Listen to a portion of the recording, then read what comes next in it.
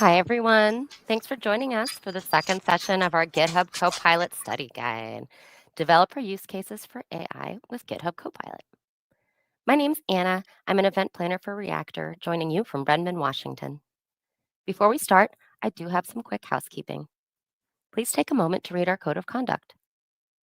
We seek to provide a respectful environment for both our audience and presenters. While we absolutely encourage engagement in the chat, we ask that you please be mindful of your commentary, remain professional and on topic. Keep an eye on that chat. We'll be dropping helpful links and checking for questions for our presenters to answer. Our session is recorded. It will be available to view on demand right here on the Microsoft Reactor YouTube channel. With that, I'd love to turn it over to our presenter. Ari, thank you so much for joining us today. Thanks for having me, Anna. Thanks for having me, everybody. Good morning, good afternoon, and good evening. My name is Ari Levigny, and I'm with GitHub Expert Services. I'm a senior cloud solutions architect. In the past, I've had experience designing and implementing cloud DevSecOps and container orchestration solutions with AWS, Red Hat, and VMware for internal and external customers. I'm so happy to be with you today to review some developer use cases for AI with GitHub Copilot. And in this session, we will use Visual Studio Code inside of a code space with GitHub Copilot and Copilot Chat. And this is all part of our GitHub Copilot certification series. And with that, I'm going to hand it over to my colleague and friend, Chooks, to introduce himself as well. Hello, good morning, good afternoon, and good evening, everyone. Nice to be here with my colleague Ari. My name is Ochuko Onojapo, but my friends call me Chooks. And so I'm a technical writer at GitHub, specifically in the expert services team, helping with public content that supports certifications. So in total, I help write this content, create this content, and help people have the most engaging experiences to actually achieving certifications, or sometimes just learning for fun, because who doesn't like learning for fun? All right. So yeah, I will basically be taking the agenda for our meeting today. If you could move to my slide. All right. So for our agenda today, talking about developer use cases, we have a couple of them. And instead of just talking about developer use cases as a whole, we want to actually look at each and every one of them. Definitely, this list is not exhaustive. There are probably some ways you could use Copilot here that we haven't listed. The sky is your drawing board. But we're going to be looking at some really high-level ones, right? So we have using Copilot to learn new languages and frameworks. We have using Copilot for language translation and context switching. We have writing documentation. Obviously, everyone loves docs. We have generating personalized context-aware responses. We have writing tests. And we have modernizing legacy applications, debugging and code refactoring, data science applications. So Copilot, obviously, and people who love like data science in general. You love to play with data. Copilot can help in many ways. And finally, Copilot could also be very useful in the software development lifecycle process. It could fit right in there to make your development work flow really, really simple and enjoyable for every single member of your team, or sometimes just yourself as well. All right. So for the first one we're going to be looking at is, how can we use Copilot to kind of learn new languages? How do we use Copilot to translate, languages from one framework to the other, or from one language to the other? Copilot can actually help you with this, but we're going to be looking at that in practical. All right. So heading over to a code space that I have up. This code space is generally a node calculator, and so it has some backend APIs and so on. And this is built in Python. So we're going to be creating we're going to be translating some of our Python codes here, and we're also actually going to be writing Python code as well. So if you're new to Python, Copilot can definitely help you do that. Let's say you joined the team and you were new to Python, but for some reason you needed to add a new function to this task managing application. And so it's very easy to do that. You could actually generate it naturally through Copilot. So Copilot helps with auto-generated content. So most times when you're writing, Copilot could help you complete it. So if you're really new and you're just like struggling with syntax, Copilot could help you complete some of those syntax. And if you want to be really specific as well, you could use comments, or like I like to use, you could also use like an inline chat to tell Copilot exactly what you want to do, right? So for this one, we're going to be adding a delete task endpoint to our Python application. All right, so you could simply just ask Copilot, please write me a delete endpoint logic below. And Copilot will simply do this for you. You can see it's added that for us pretty simply. And I could swear I probably don't really know Python, but it helped really well. So we could just like fit that in here, just fix the indentations, and and you're pretty good to go. Right. All right. And so Copilot just helps us to basically, generate this code. But how about a situation where we're in Python currently, but we want to create like a separate server?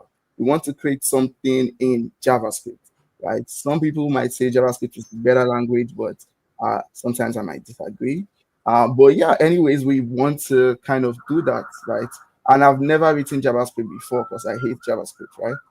So how am I going to do that? A really good way to do that is to use Copilot chat. We could actually generate like the entire project from scratch. So I'm just going to open a fresh new chat and then ask Copilot to do this for us. So we can do at workspace, which references the entire stuff that I'm looking at and the projects in there. And we could use the /new command, which asks Copilot to actually create something new for us. And we could tell Copilot to please create a replica of the Python server app, but in Express.js. All right. So we can let that load, and you can see Copilot is actually generating that for us. All the apps, the directory as well, the routes, and the tasks creation as well. Everything in there. So you just click on create workspace, you click on OK, and it's going to basically create that in there for you. All right, so you can just give Copilot like a little time, and it should be done with that process. So you can see that right here. You can see your Express app here, and you can see it also generated like a Docker file for you to run it, which is really nice. You could go through this, you could see your routes and everything. So yeah, really beautiful, really great work. Really great way to do stuff with Copilot and actually learn new languages. All right. At this point, I'm also going to be writing documentation using Copilot because we just wrote new code. We just generated like an entire, code base in Express.js, but we have teammates who probably don't exactly get it. They're on the other side of the stick. They know Python, they don't really know Express. So we want to kind of document that, and Copilot can help us do that. All right. So let's say we wanted to document this particular JavaScript file.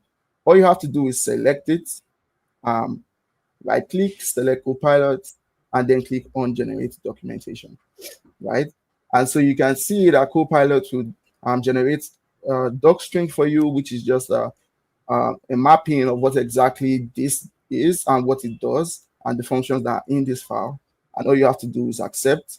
You can actually even be more specific, asking Copilot how you want the docs to be written, and it will do that for you. So all you have to do is accept. And we've just successfully documented this file. I would do the rest for the other files, but we don't have enough time to do that in this talk. So I'll pass it back to my friend Ari to touch a bit on how to actually generate personalized context-aware responses. Thanks, Jukes. Great stuff. So the thing to really get that personalized context-aware responses from Copilot and Copilot Chat is really utilizing some prompting best practices. Really, when it comes down to talking to Copilot, you want to prompt it in a way that's going to get you a more accurate response and less creativity from Copilot. It obviously is generative AI, and it's going to come back with different results depending on what you're feeding that prompt. So if we follow our best practices, right, provide references, and that means, as Chuk showed, like if there's files to reference, is it your workspace, the IDE itself? What files in that context are going to apply here? So we got to keep that in mind. You always want to write clear instructions. Provide really content, write clearly. Look for misspellings when you're writing things too, because one word may mean something different.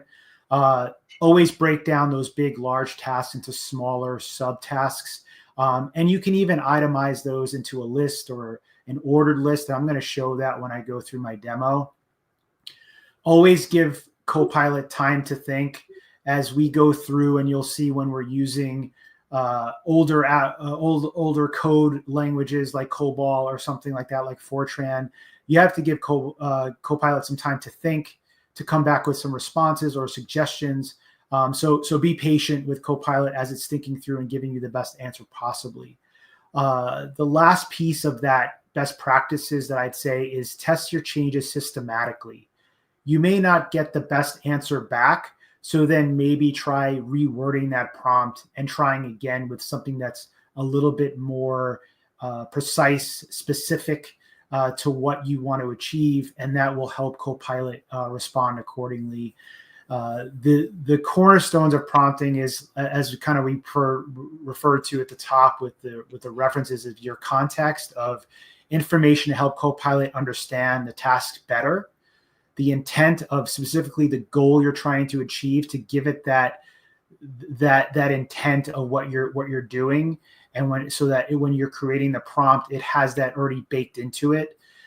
Be clear, transparent, and easily understood in what you're trying to achieve. And again, be specific, get that specificity on providing the precise and detailed information, leaving little room for ambiguity, or as I like to say, is when Copilot gets very creative and what it's trying to do. So those are some of the techniques around that. I would say the other thing too is to maybe sometimes prompt from a certain role or point of view perspective. So that will help Copilot to give you a better response. So for example, if you were saying, I'm a front-end developer and I'm designing this application, so give it from that standpoint. And then also give it, maybe you're a school teacher and you want to give a perspective from that, like you're teaching kids of how to program in a certain language. So give that role when you're prompting Copilot. That will help you enhance the results that come back. The other thing that I would say that I use in my prompting always, we call it a one-shot or few-shot prompting, where we're giving not just the question or the prompt, but providing maybe an example of how we want that to come back from the response. So if we give it a certain kind of test case, we'd want to give that example so we know Copilot will respond accordingly with that test case. And with that said, let me go into a demo here that I'm going to show. I actually, as you can see here, I have kind of the help up for GitHub Copilot Chat here. If you wanted to, just /help will show that. I'm going to clear my chat, which just like Chooks did, because that helps me. Every time I start off a new question or something, I like to clear what I'm doing there. So actually at GitHub Universe, I did a sandbox session with another colleague of mine on creating a kind of a workout tracker app. We called it Octo app. tracker app. And I have the code, really not the code, it's really just documentation. And what I'm going to do is show you what I did there to basically prompt Copilot accordingly. So let me take this, something I've copied and pasted here. This is actually in the document, so you can run through this. I'm going to copy and paste this repository at the end of this. But here, just to kind of show you, I'm going to move this over so maybe you get a little bit, it's a little bit clearer. But I gave it a very high level goal of what I want to achieve. And then afterwards, I have some requirements that I'm also including that I want to make sure that I want the user authentication and profiles, activity logging, team creation, competitive leaderboards, and personalized workout suggestions. I'm saying it should be in one app. And then I'm telling Copilot, generate the instructions in this order. And I have a bulleted list here of what those things are.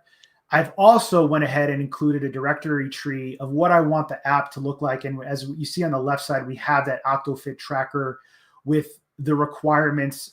These are Python pip modules to install. And I've included that with the repository as well. Then I have some directions about the Django side of things, setting up the Python virtual environment, where I'm getting the requirements for the Python modules, which are the requirements that are already listed. I'm including that. So all of this context, specifics, ordered list, it really helps Copilot react in the same or return a response that's going to give you that. So if we were to click that and get a response here, I'm going to show you something that's really cool. It's giving us the directions we can do on our terminal here. We could create this directory. So here, if I wanted to just do that, it would pop into my terminal. I'll move this over just so it's a little bit clearer. And now I've created those directories underneath here. Oh, I'm in the wrong directory. Let me just go into the OctoFit. There we go. And now we created those directories. We can follow along, create a virtual environment there if we wanted to. And as you can see, also, when I said here in the directions, let's think step by step, what that actually prompted Copilot to do is now break everything down step by step for me so I can follow those in a nice orderly fashion and continue to iterate on what I want to do with this application. The thing that I also wanted to show you here is it also is also telling me how to install MongoDB, which I'm going to use as my database on the back end. Let me just come up one directory. Let me get rid of that tracker directory. There we go. Let me do this again. So at this point, I created those directories. You'll see these here. If I wanted to then run through all these directions, I could do that. And now let's say after that, I wanted a follow-up. And before actually I jump into that follow-up, what I wanted to show you here in the documentation was that we just did what was in the getting started. And I took the stuff here from our README, which has all of this text of what I wanted to accomplish. And then as you can see here, this is what came back, which is almost identical to what I just prompted here. So just by providing the same sort of instructions or being specific, giving it the context, I was able to produce the same results with this generative AI, which is pretty slick. If we wanted to continue on iterating and we wanted to do our next steps, we could tell Copilot Chat that. And as you can see here, what I did in my next prompt was I said in the next steps, and I said, let's think step by step again to order this. This is the order that I want directions. I did the few shot here where I actually included an example of what I wanted the unique ID in the database to look like. I also gave another example here in the Django URLs Python file of what I want the paths for the patterns to look like. I've also given it that example there. So if we were to do that here, we can see where Copilot will come back, where Chat will come back with it for us. And just give it some time to think. And here we've provided the Mongo, to get into the MongoDB once we've installed it. We can do some iterations here on what's coming back and setting up these, and it's telling us specifically the files that we're going to change and we're going to work on. And that should work just fine. So this is the kind of things when you're building out your applications and your software with Copilot and Copilot Chat, you want to take that into account, and you'll get the same kind of results that I'm showing you here. So with that, I'm going to pass back to my friend Chooks to talk about writing tests with Copilot.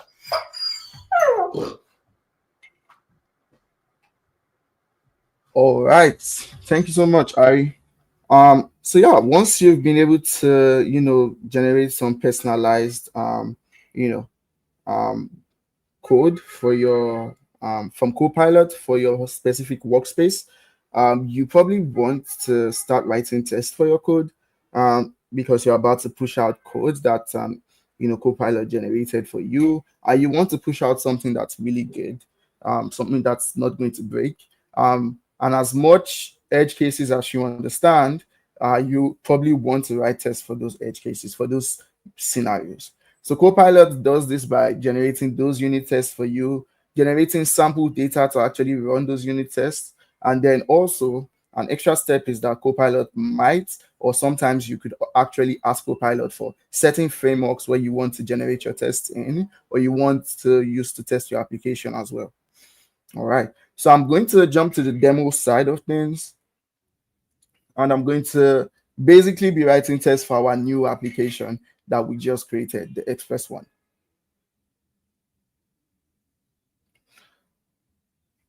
So we have our routes, we have our controllers, and we could just go straight to our app.js. All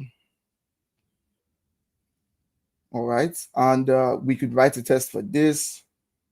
We could write a test for our tasks, which is we have the delete task, we have the add task, and we have the get tasks, right? All right. So we could write a test for this by simply selecting everything that's here, and then right-clicking and clicking and generating tests, right? And this would actually bring up like an inline window for you,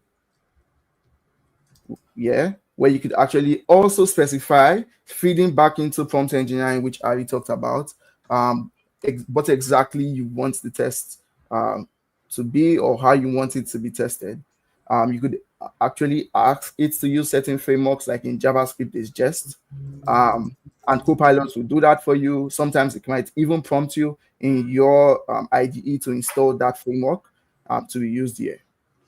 So simple as it is, we already have tests with some specific edge cases we have here, and then their responses, which we could simply just accept. I like to use inline really much, but sometimes if you don't want to use inline, you could also come straight to Copilot Chat here and use the /tests, the /test command, and just enter in what exactly you want to test. You could specify what file exactly you want, and you could test that, generate tests for that. All right, so now we see that we have gotten it a test file for our code, and so we're good enough to run tests now. All right. So yeah, I'm going to pass it back to Ari to tell us more. Go a bit deeper, because when we test certain applications, we might still be missing certain things. We might even be building deprecated stuff, like with really old frameworks and the likes. And Copilot can actually help. So I'm going to pass it over to Ari to tell us how. Awesome. Thanks, Chooks. Yeah, let me just bring up my slide deck here, and I'll just bring up the slide. So again, important with modernizing legacy applications, and what I'm going to demo here, I'm going to share some links too about COBOL and a white paper that was done on it, and some helpful repositories. But I found using Copilot Chat initially and breaking down the application that was written in COBOL to be very useful.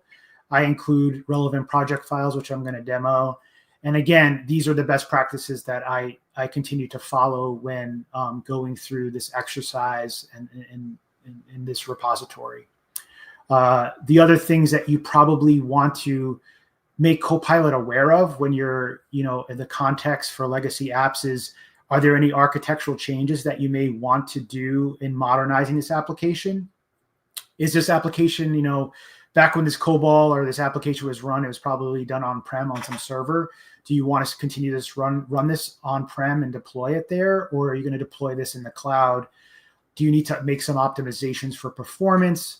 And obviously, depending on where your industry you're in, you may also have to ensure some security compliance as such, or maybe you grab some open source application that was done way back and you're trying to kind of make it more secure and compliant.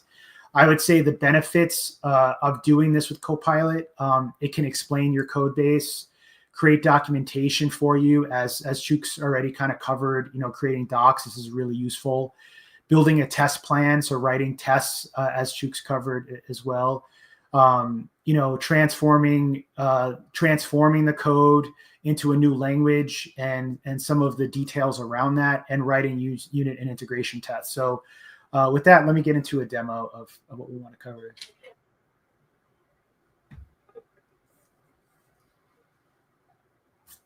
Let me just,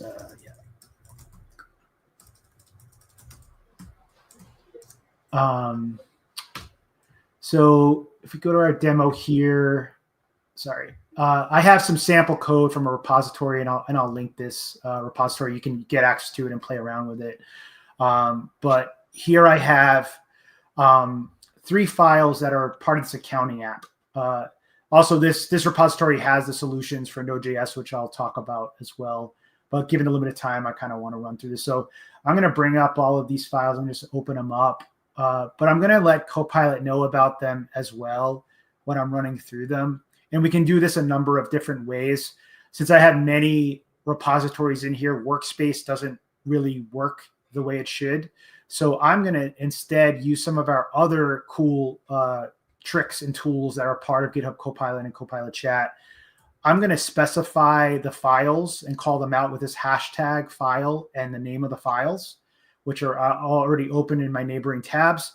And then I'm going to ask a question. Can you please create a high-level overview of what this app is actually doing?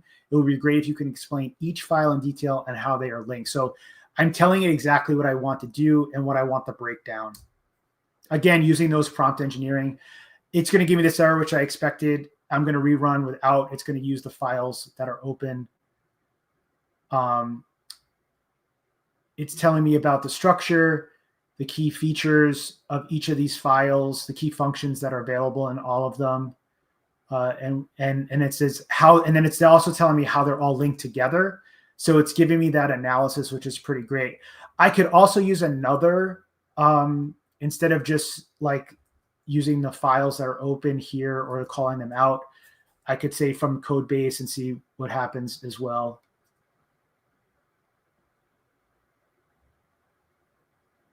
And here I'm getting some response.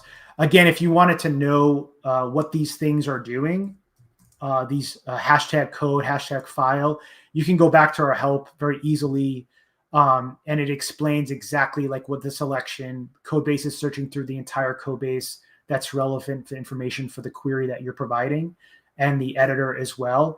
I chose file also as another option to pick specific files in my workspace that I wanted to leverage and talk about. So now that we have that explanation, which is pretty cool to break down, I don't know COBOL, so it broke down the application of what's this accounting application and what it's doing for me. So let's go to now maybe providing, let's also call out the files again. I don't know if anyone's ever heard of Mermaid, but it's kind of a text way to describe or create a flow, create diagrams. So let's use that here actually. I have the 3 files again I'm calling out, and I'm going to say, can you create a sequence diagram that shows me basically how this flow is working, and please create this in a Mermaid format so that I can then render that in my markdown file.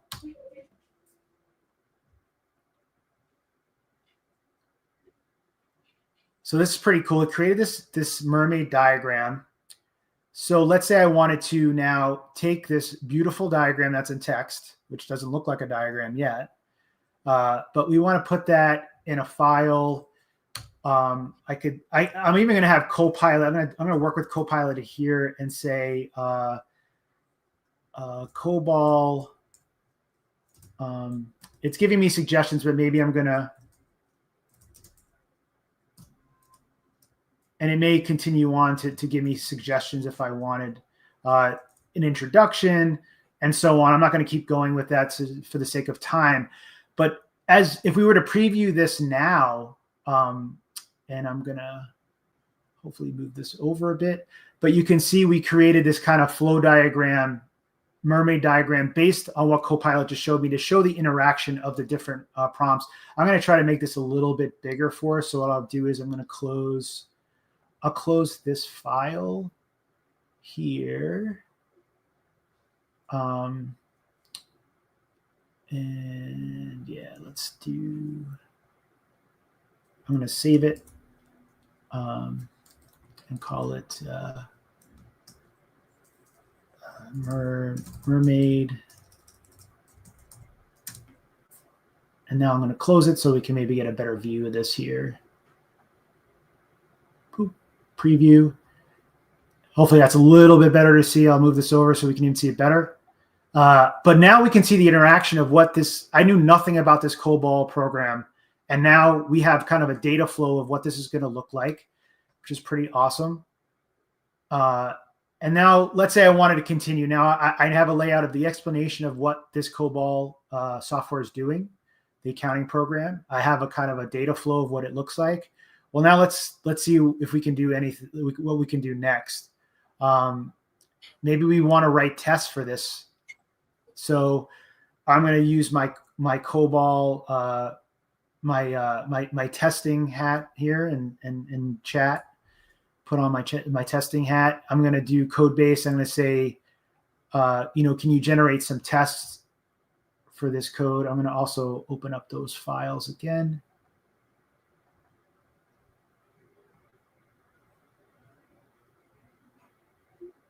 And here it created a nice test plan for me.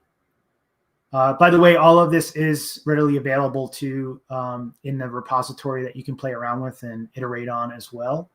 And this gives me a nice summary of the steps here. If I was to look at this test plan, which would be created, it looks pretty similar to what I've just had here as well, as you can see. So this is already done, obviously, in the README, but I prompted Copilot to return something similar.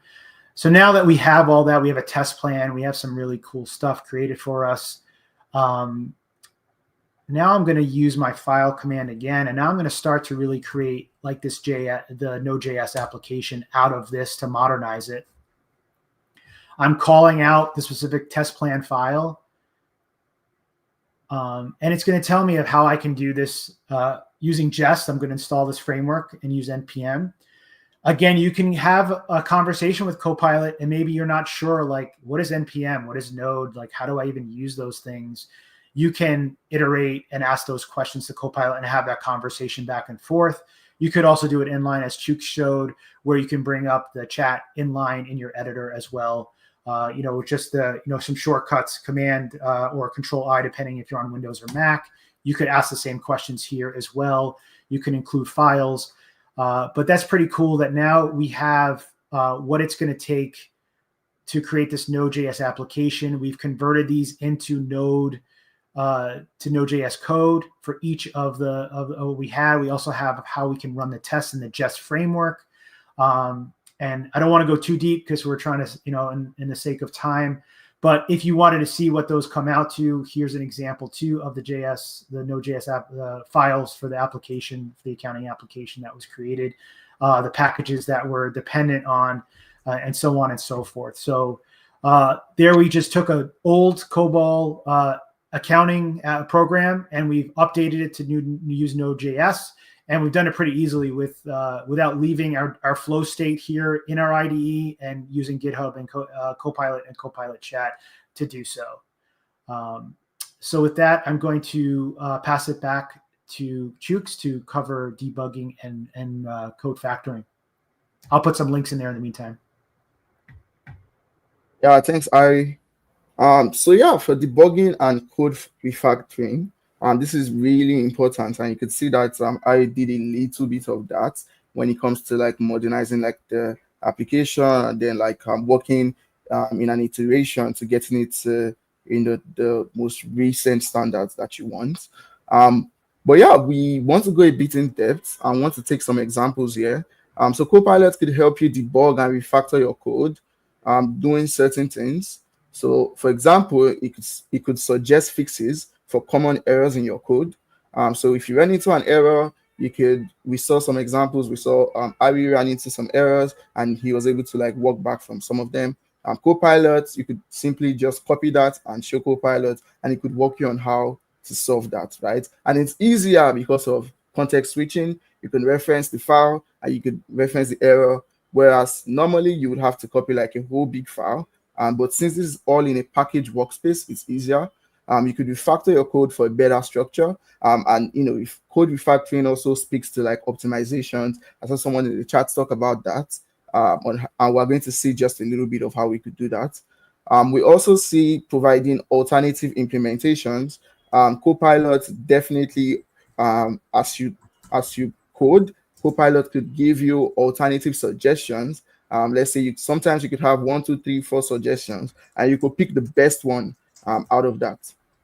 All right, and finally, it could guide you through error messages. So before we said we could actually see those error messages, and Copilot could actually help us solve them, but it could also help you understand them really well. So we're going to just take the one for optimization, and we're going to just do like a quick refactor example on our code.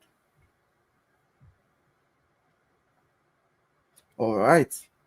So right here, we have the task controller, the JS. This is where we control most of the tasks. We also have the tests, which we just recently generated while I was showcasing testing. So all we can do here to showcase our example for refactoring is we can simply copy this. We could simply highlight this. And like I said, I love to use inline a lot. You could go to Copilot here, and then you could open like an inline. And then you could ask Copilot to refactor this for me. Right? And this would work pretty well. Another example you could do is you could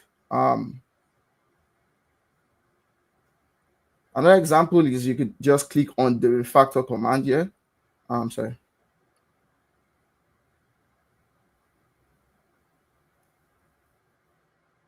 So another example is to simply just select the file that you want to refactor. Right? It could be the current file that you're in. It could be any other file, and you could just ask Copilot to generate like optimized code for you. So I'm going to show that example going back to what we're about to do with the refactor command. Again, come to Copilot, open an inline chart, and then ask Copilot to please optimize and refactor the code for the code in this file. All right.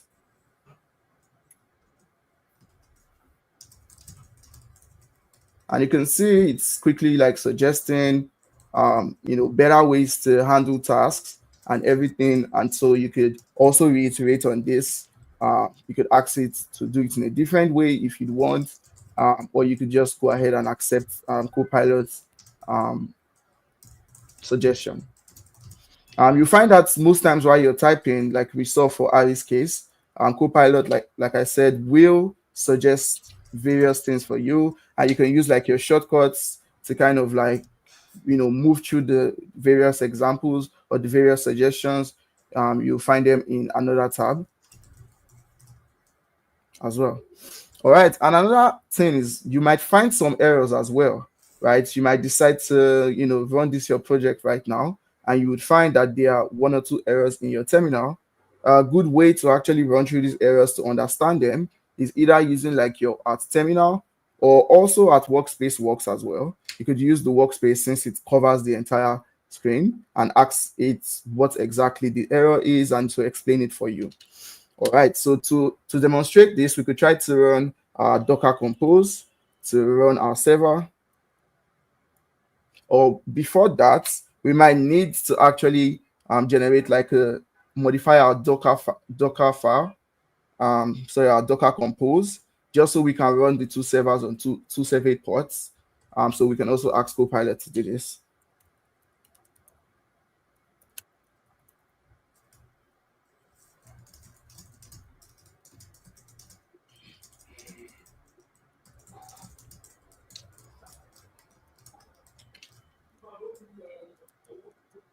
To run the Express task app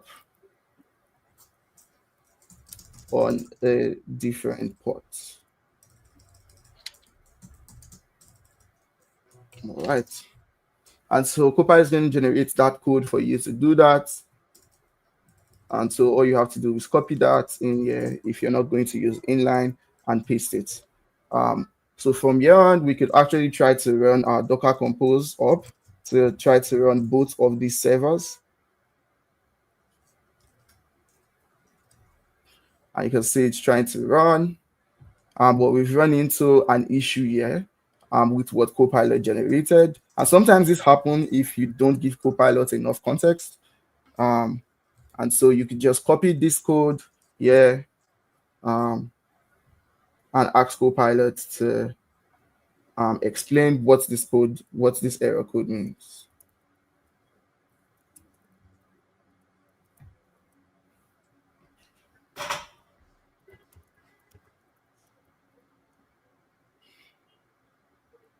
All right. And good thing is that it came from trying to run this. So it's probably because of one of our files, the task controller.js file. And so you can see it gave some recommendations. And to even make things easier, you could actually switch context to the task controller file to actually get Copilot to suggest while this file is open. So you could say, what will be the final fix for this error? Using this in the task controller file so we already have it referenced here. You could also put it, but probably that's overkill. You could have it referenced here because it's currently open in your editor. So you can see it's using that and it's giving you recommendations for what the final files could be. All right. So you could copy that in here. So first of all, you copy the class and to make sure everything is good. Right. And then finally, you could copy this and go straight to the task class.js.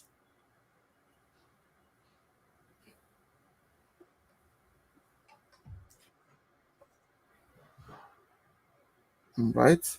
And then you could paste that in here.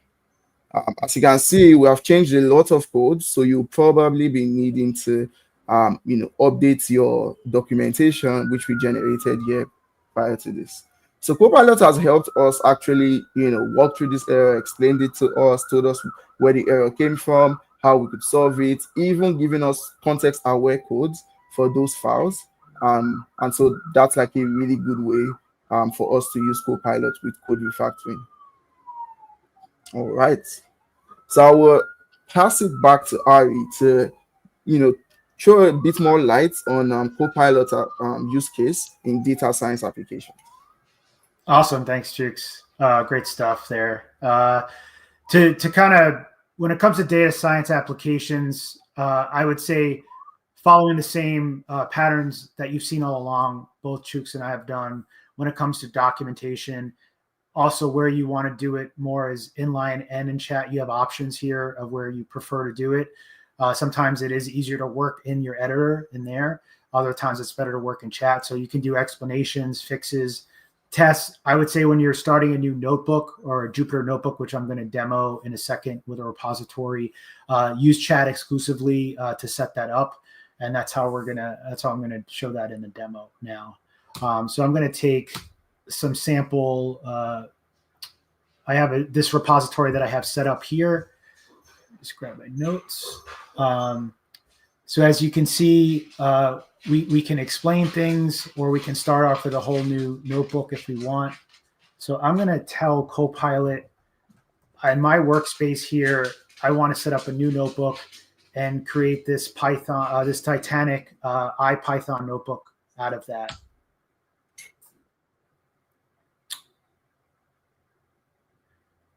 I'm going to then click Create Notebook.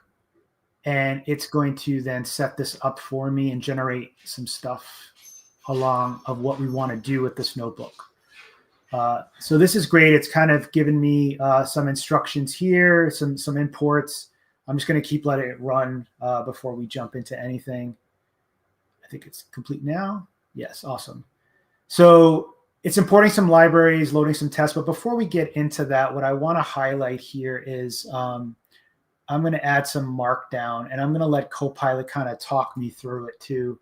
So before I get into the imported libraries of this notebook that I'm going to run and execute in the code, let me pull this over so we get a little more real estate here as well.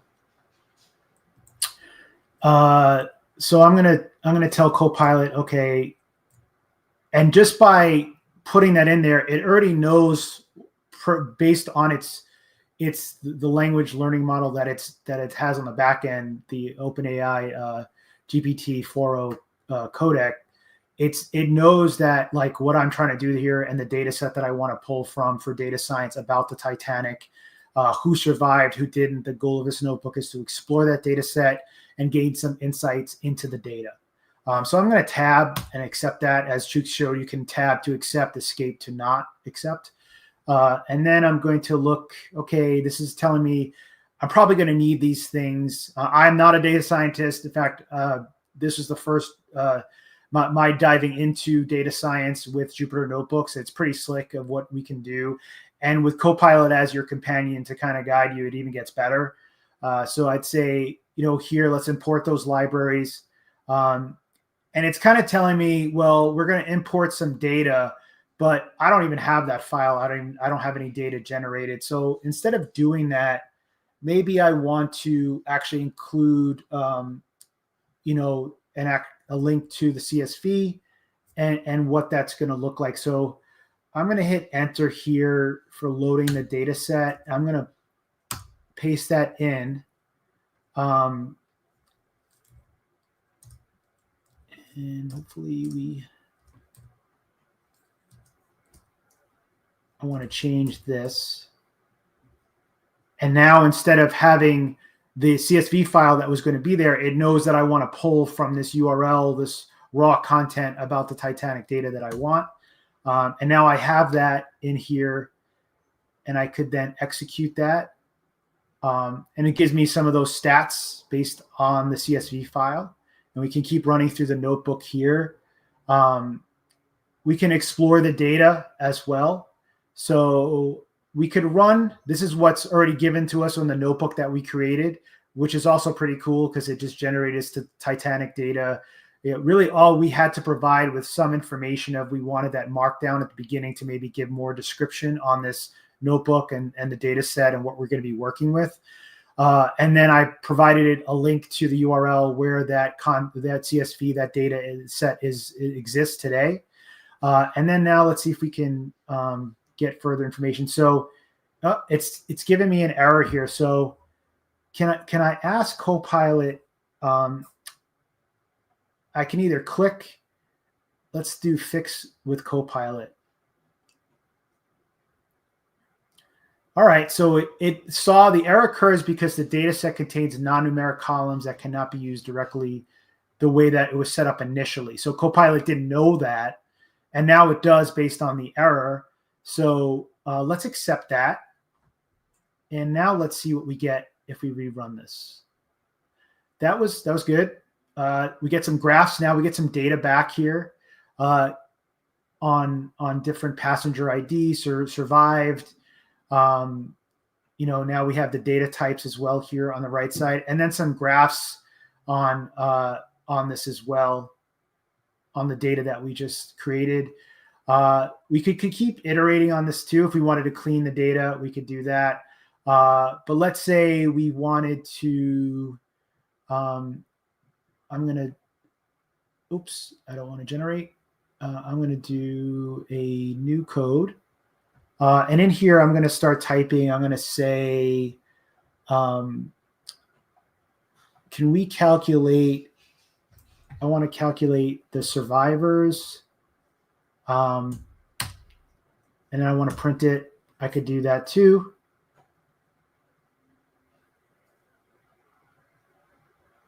Survived. And then if we wanted maybe to continue on and do another one, we could do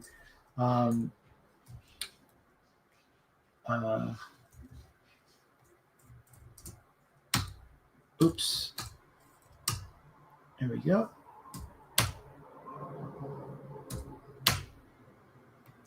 And we can do that there.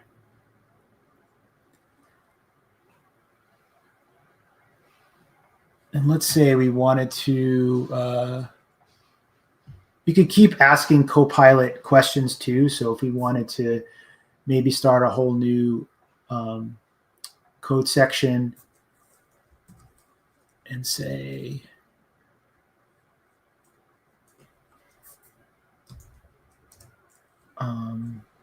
can you predict the survival of passengers using logistic regression, split the data set into features. And again, Copilot is already giving me suggestions. I don't have to use this. I can redirect it and say, yeah, I don't want to do that. I can hit escape, or I can accept that.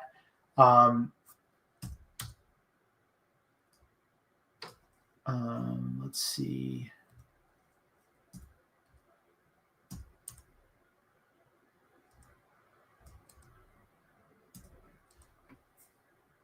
Now let's see what happens. Play. All right.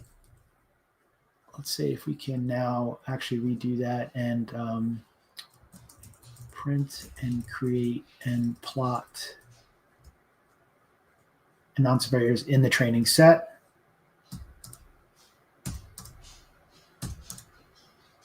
Oops. Hit enter too quick. Oh.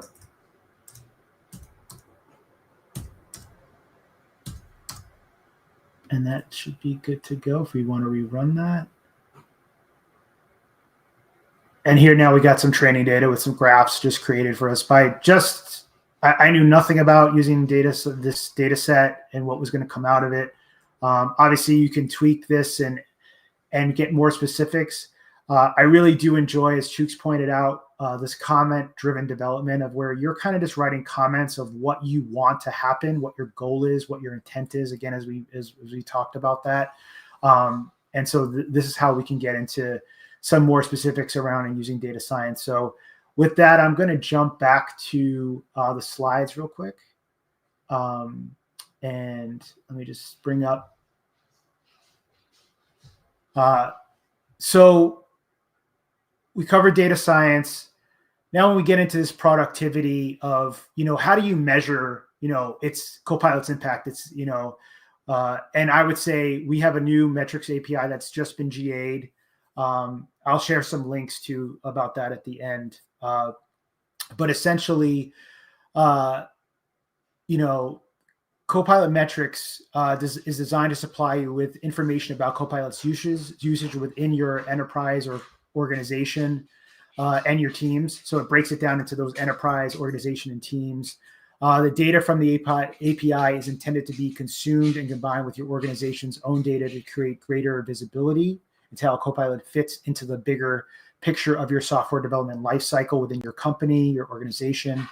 The purpose of the API is to bring visibility to the consumption of Copilot in practice. This means concepts such as active engaged users, number of chats, number of code suggestions, and similar activity counts. And I'm going to show that in the API using something called Postman. If you're familiar with using REST APIs through that, that's what I'm going to demo. What usage metrics are, what they're good for. Usage metrics are useful for observing the adoption of Copilot within your org. Trends in usage volume, asymmetries among teams where remediation may be needed when usage vastly under or overperforms expected benchmarks. What metrics are not effective for usage metrics would be used as proxy measure for productivity. The first reason is that the activities which are measured are themselves ambiguous as to the precise nature of their value. So keep that in mind. Now, when it comes, we've tackled what it's used for, what it's not used for. Now, when it comes to what was released in GA as of this metrics API that's been released, we have new metrics now divvied up for the different, basically the different interfaces when it comes to chat, whether it's in your IDE, whether it's in your in github.com, because we obviously also have GitHub Copilot there as well. So new metrics for pull request summaries, which you can do, new metrics for Copilot chat in github.com, improve clarity for code completions and Copilot chat in IDE metrics, a daily summary of total engaged users, built-in support for slicing data on custom models, which is another feature that we offer with GitHub Copilot, aggregation by GitHub Enterprise, organization, and team, as I mentioned, and up to 28 days of history is available. So you can gather that on a monthly basis pretty much. And the metrics are loaded at the end of day and are summarized by day. And that's some of the features we have. And I can kind of show an example of this where we can get this data back. So I'm going to go to this Postman tab. Hopefully you all can see that pretty well. I might increase that just one higher so it's a little bit more visible. But here I have all the API metrics here. If you wanted to actually run these yourself, you can go to the different endpoints that are in our REST API Copilot documentation. And I will, let me put this here. I'll paste that in the chat for us, or it's redacting, so I'll let Anna put that link in there for us. But that's the API that you can use. You can also see sample responses, different way to run the API. Obviously, I'm using Postman to get it to keep track of all of the values and everything. So I have an environment that's set up for this specific stuff that has an org, a sample org, my username, my enterprise, and things like that I can use in here. And then in the organization, if I was to run this, I can then get specific data back that's pretty cool about IDE chat and what's accomplished, of how many total chats I've had, the engaged users being one in this case. You can then also have on .com, as I said, pull requests. So it really breaks down the data. And so you have really a really plethora of information you can pull in. You can do it, again, that's at the organization level. You can do it by teams. You can do it by, this is just the API that I'm doing a get on. And obviously these are variables that are being replaced, and you can see what they are as I go through the names. Same thing for org that I just showed. We could also do this at the enterprise level if we wanted to as well. I don't think I have an enterprise set up here for this one. But again, the endpoints are very similar and have Copilot metrics at the end. Here's what actually for the enterprise. I think this was just a stale one. Yeah, can leave that there. Let me see if I can just pull this over or pull this up a little bit more. So again, I can get stats for my total enterprise for IDE chat, what's being done, active users, again, for pull request summaries at the enterprise level, since you can have multiple organizations with your enterprise, so you probably want all of that.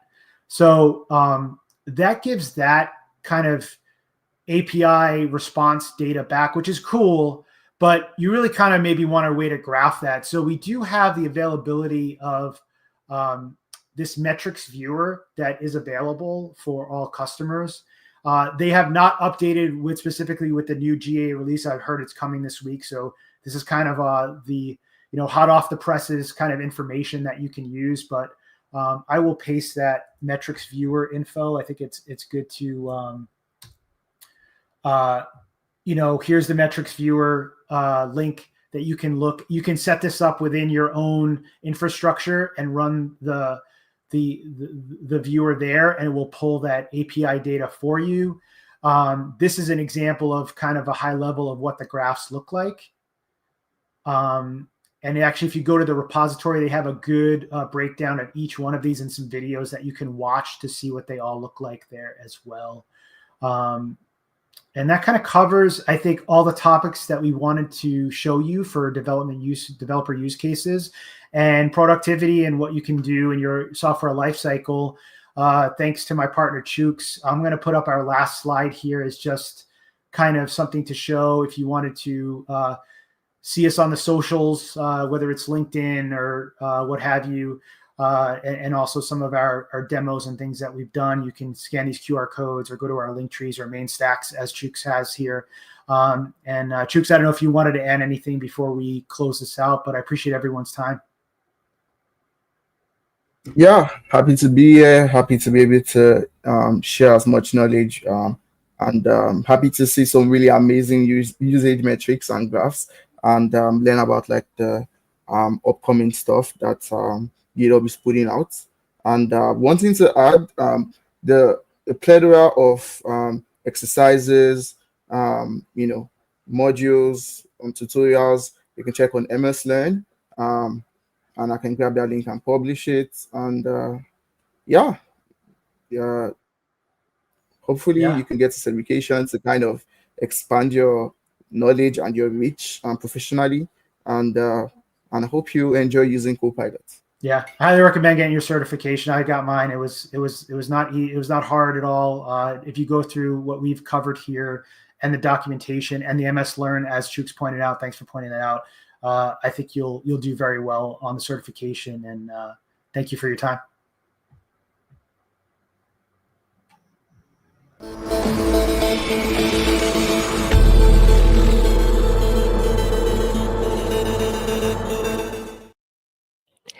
Thank you all for joining. Thank you to our speakers.